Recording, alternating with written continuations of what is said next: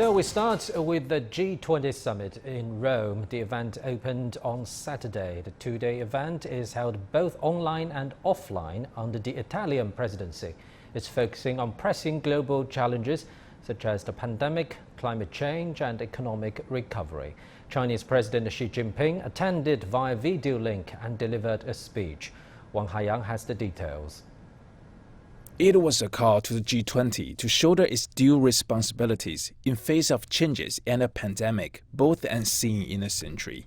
President Xi Jinping said China is ready to work with all parties to enhance vaccine accessibility and affordability in developing countries.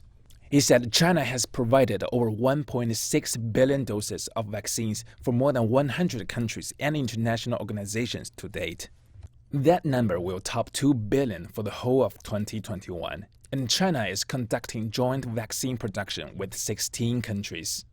China, together with 30 other countries, has also launched an initiative for Belt and Road Partnership on COVID-19 vaccines cooperation. Xi said that the pandemic has brought multiple crises to the world. It has hit developing countries in particular, and the implementation of the 2030 Agenda for Sustainable Development is facing unprecedented challenges. He said that China welcomes the IMF's decision on the new allocation of special drawing rights, totaling $650 billion, and stands ready to lend the new allocation to low-income countries that are seriously affected by COVID-19. Xi urged major economies to adopt responsible macroeconomic policies and prevent measures taken for themselves from entailing rising inflation, exchange rate fluctuations, or mounting debts. He reaffirmed China's commitment to opening up and a fair market order. China will stay committed to the fundamental state policy of opening up to unleash the potential of its huge market and enormous domestic demand. We will promote institutional opening up that covers rules, regulations, management and standards, and step up protection of intellectual property rights. We will continue to foster a business environment that is based on market principles, governed by law and up to international standards, and ensure a fair and equitable market order for both domestic and foreign companies. On climate issues, Xi said that China will strive to peak its CO2 emissions before 2030 and achieve carbon neutrality before 2060.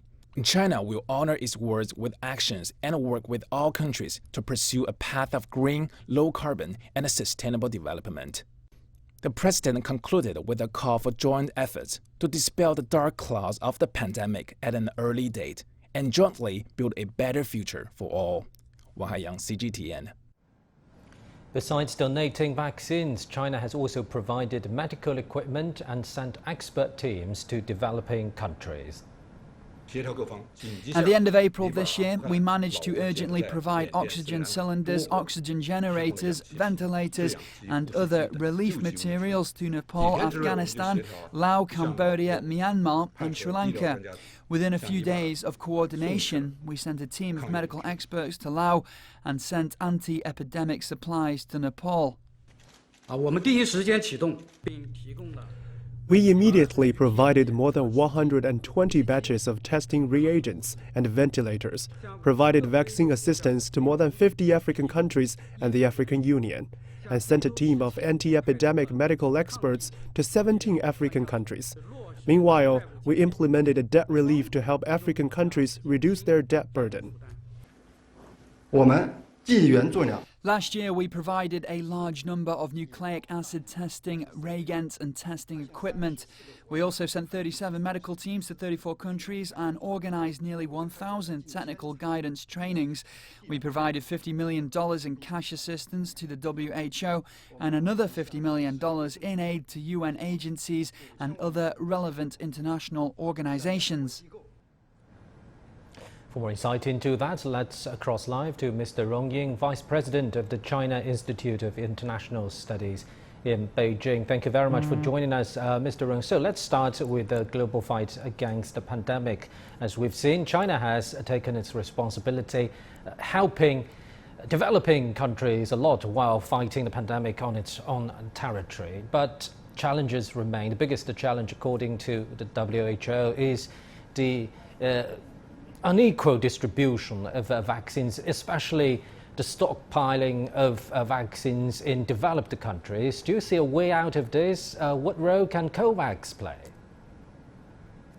Indeed, I think the challenges we are facing in terms of the vaccine inequality is largely because of that vaccine nationalism, where I think some developed countries, they have been stockpiled so huge amount of vaccine, which I think is now going to be expire, while the developing countries, the rate of vaccination is very low as 4 or even 3. What will be the way out? I think the way out is very clear. That is what President Xi said in his speech. And on the one hand, I think the world as a whole, in particular developed countries, should work hard to honor their commitment by doing more and doing fast. But more importantly, I think it would also helpful if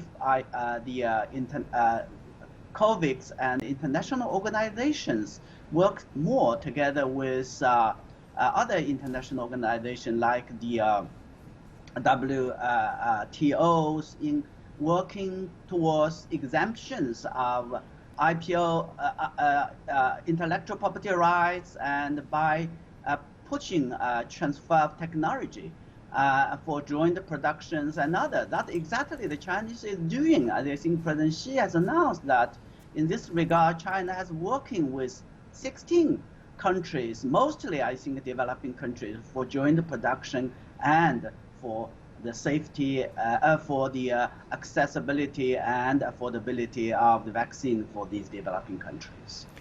Mr. Rong, let's talk a little bit more about recovery while still fighting the pandemic. President Xi Jinping said the industrial and supply chains should be kept safe and stable. But for some countries, for example, just take a look at those unloaded cartons on US seaports. So what's the best way out of this? Do you see a clear path right now for countries to gain economic recovery while the pandemic is still worsening in some countries? Yeah, it's very difficult as far as I can see. The global supply sort of crunch or difficulties we are having is largely because, of course, the disruptions caused by the pandemic. So without, I think, proper control of the pandemic, as we have discussed, then I think we'll continue to have this kind of problems. And besides, of course, the summer this year, we have also seen natural disasters that have been caused the disruption of global supply chain. But more importantly, I think there are other issues facing behind this problem. Is because of the politicization, the over-national securitizations of the supply chain. That has to be addressed at the political level. And because of the severity and importance and urgency of this issue, I think President Xi, in his speech, he advocated a kind of initiative to build an international forum for the resilience and stability of global supply chain. And he invites other members of G20 and international organizations to discuss to work together to find a way out of it. Well, Mr. Rong, we'll be getting back to you very soon on the G20 topic. Still, continue our coverage. Leaders from the US, Britain, Germany and France are concerned about Iran's uranium enrichment and have called for a return to the negotiating table for a nuclear deal. Julia Sun has more. The four leaders made some progress in Rome today. I can tell you straight up that this is something the US, the UK, France, and basically all the countries that agreed to the original accord really wanted. They want Iran to return, at least to start talking about the return, because under the Joint Comprehensive Plan of Action, JCPOA, which was reached in Vienna back in July 2015, Iran agreed to eliminate eliminate its stockpile of medium enriched uranium and cut its stockpile of low enriched uranium by 98%. So under that agreement, Iran would not have enough raw materials to make nuclear weapons. Of course, that's been breached. Back in July 2019, Iran announced that it had breached the limit set on its stockpile of low enriched uranium, and later the International Atomic Energy Agency confirmed it. Therefore, President Biden and the leaders of Germany, France, and the Great Britain, they met at a rather pivotal time, a time when Iran continues to enrich uranium to near weapons grade levels. We are, of course, counting on Iran to return to the negotiating table. However, time is passing, and enrichment is continuing in Iran. That worries us a lot. And that's why it was time to talk about what can be done to prevent Iran from being armed with nuclear weapons. The leaders are trying to revive the accord and just keep the pact going and keep Iran from at least 1 year away from any potential to field a nuclear weapon. The four leaders, they released a joint statement. It says that they expressed, and I quote, expressed our determination to ensure that Iran can never develop or acquire a nuclear weapon.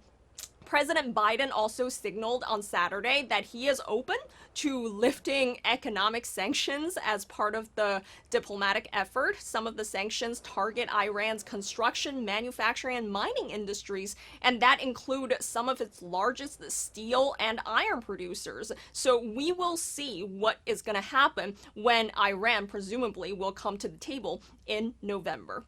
In New York, I'm Julia Sun.